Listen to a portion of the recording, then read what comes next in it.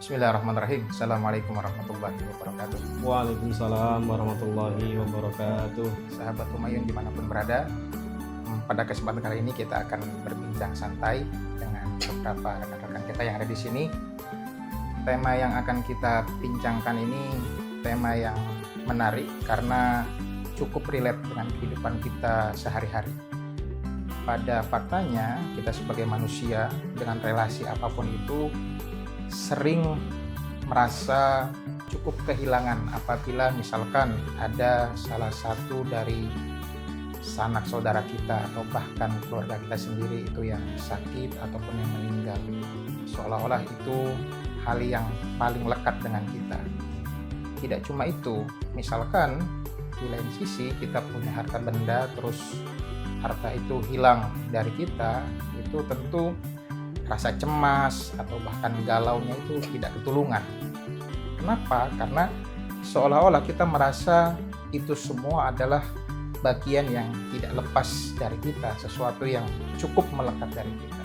Terkait dengan ini, ada satu ayat di dalam surat Al-Kahfi yang di situ sebetulnya Allah telah mengingatkan kita dengan peringatan yang jelas. Terkait dengan itu kita akan mentadaburi bicara sedikit sekelumit ayat 46 dari surat Al-Kahfi ini.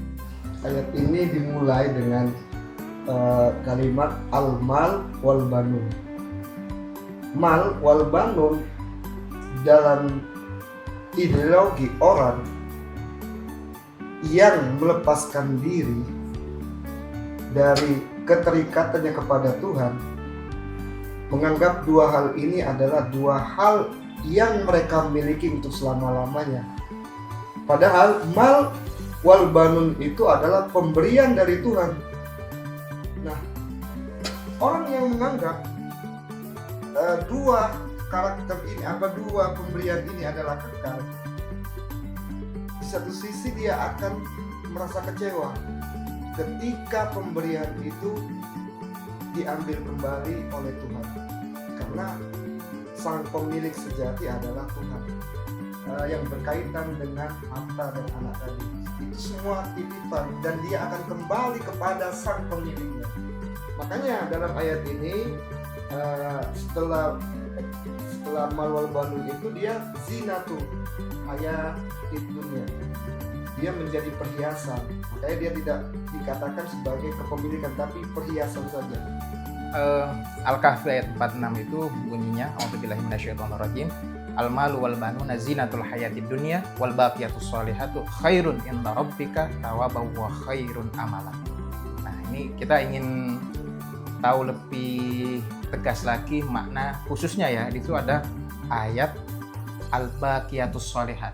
Oh, al-baqiyat as-sholihat. Ya, ini apa kira-kira makna daripada al-baqiyatus sholihat ini? Kalau makna dari al-baqiyat as-sholihat, kalau kita lihat kepada terjemahannya, itu secara maknawi itu adalah amal kebajikan yang abadi. Nah, di sini menarik, apa sih yang disebut sebagai amal kebajikan yang kekal ataupun yang abadi itu? Makna dari al-baqiyat as-sholihat itu adalah tasbih. Tasbih itu apa? Seperti apa? Subhanallah. Kemudian tahmid. Tahmid itu alhamdulillah.